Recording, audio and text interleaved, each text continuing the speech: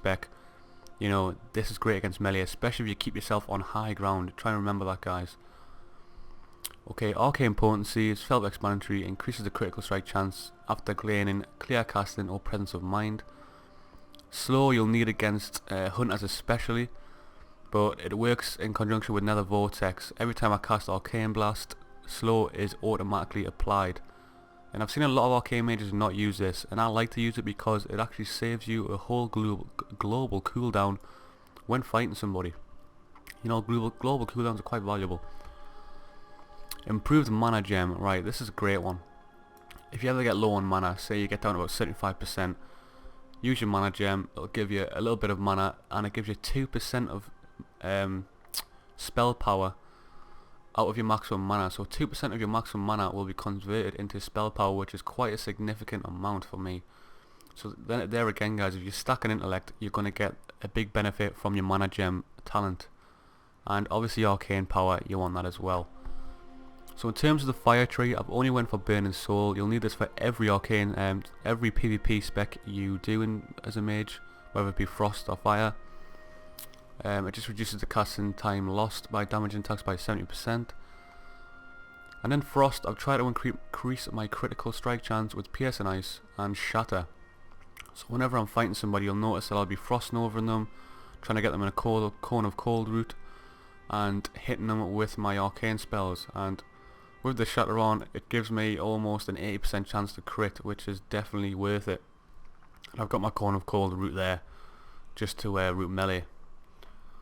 So moving on to glyphs now, guys. The 3 prime glyphs, I've went for Arcane Blast. Self-explanatory, increases the damage buff of your Arcane Blast, which is, you know, one of your biggest hitting spells, so get it. Arcane Missiles, now I feel Arcane Missiles is worthless without this talent, because when it crits, it can crit quite big, and because it's quite a fast casting spell with a lot of arcane missiles fired frequently, this spell can hit quite high if you get the crits off. And Mage Armor, because you want your mana to be highest it can possibly be to get the most damage off. The 3 major glyphs, these are roughly the same as my other specs I play, apart from Ice Block. Usually I'll use Dragon's Breath if I'm playing Fire spec, or let me look here, or Ice Barrier if I'm playing Frost spec. But in Arcane spec there's not a lot you can use here, apart from, you know, maybe the Arcane Power or Invisibility or something like that. But I just like to use this because if I've got melee on me and an Ice Block, it refreshes the cooldown of Frost Nova and give me another route and another shatter bonus, possibly, of getting a big crit off. And Polymorph and Evocation, you know, you need those guys. Polymorph's good for getting the CC off if the target has got dots on them, and Evocation gives you health when you're using it, so that's definitely essential for PvP. So that's it for talents, glyphs, enchanting and gemming and reforging, guys. I'm going to move on to some battlegrounds now, so enjoy the clip. I'm now in the battle for Gilneas, guys, and in terms of offensive spells and Arcane spec, there's only 3. Arcane Blast, Arcane Barrage and Arcane Missiles. Now Arcane Missiles does not have a mana cost, it is a proc, and it has a 40% chance to proc off casting any arcane spell. So in terms of rotation, now people ask me about the rotation in Arcane spec, and Arcane Blast is your main go-to spell, but you can't really stick to rotation in PvP because situations are always going to be variable. You know, you could be in a situation where someone, like a rogue, jumps on you unexpectedly, and you can't just start going for your DPS rotation, going Arcane Blast, Barrage. You know, it's just not going to work. You've got to try and get out of the way first, and PvP is all about avoiding damage before you start dealing out damage. So you can see here, I'm trying to stay out of the way as best I can, but I keep getting death gripped into the fight there. And when I keep mana shield up as much as possible, as it's your only form of defense in Arcane spec. Unlike Frost spec, you don't have a 6, well, it's about an 18k shield nowadays in 4.1. You don't have that, you only have a mana shield. And now I mentioned previously about the talents. Incanter's Absorption is useful, it does give you spell power and it will knock back melee, so it is useful to have mana shield up all the time basically. And when I'm fighting in PvP, especially against melee, I always try and keep them in a Frost Nova or a Cone of Cold Talent Nova to try and get my Shatter crit off, because my crit's only around about 18% unbuffed, you know, it's quite low, and you're going to get most of your damage off crits. So it's best to keep them in a sort of frozen state so you can get your shatter bonus off. A little tactic I like to use as well is, you know, to try and get some quick burst damage off. And because Frost Nova only absorbs a small amount of damage before it becomes inactive, I'll try and Frost Nova the target, use Presence of Mind, and get an instant Arcane Blast off, as I've just done on the DK there.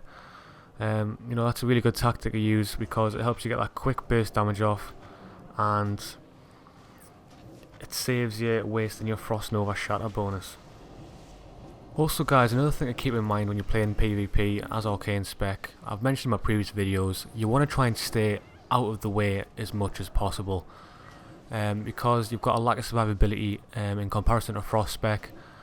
You know, you want to try and avoid any damage really, and you want to try and stay away, you know, at max range as much as possible. But like I said, in terms of the rotation, there's only 3 offensive spells, and Arcane Blast is going to deal the most damage. But obviously when you get 4 stacks of it, you will start to drain your mana down a lot, so it is good to get an Arcane Barrage off or Arcane Missiles to take off the 4 stacks, and then you can start again with Arcane Blast. But this Druid here, he has a lot of resilience and he's not taking any damage at all. As far as invisibility usage goes, because of the Prismatic Cloak talent in Arcane spec, this now makes your invisibility spell instant cast. Sorry, not instant cast, it's always been an instant cast, but it had a fade time of 3 seconds. Now because of the Prismatic Cloak talent, the fade time is now, there is no fade time, and as you can see I've just used it there to avoid that warrior. And what it does is basically you go invisible for, because I used it there with Ren Tick on, so the Ren Tick brought me straight back out of it, but I used it because it takes his target off. If he's got me on a target lock, it'll take the target lock off, and you know, it could prevent him charging me or something like that. So that's why it's useful in PvP guys, especially against spellcasters. If you've got spellcasters attacking you, you know, and you've run out of interrupts, counter spells on cooldown, you can use that while they're casting the spell, and you know, if they're targeting you, it won't be able to hit you because you're invisible obviously. So we're coming towards the end of the video now guys. I'd like to do a quick shout out to Pudalin and Shamusu for joining me for the BG. I had a lot of fun with them. And if you've got any questions, as usual, ask me in game or send me a message on my Sam TGN YouTube username.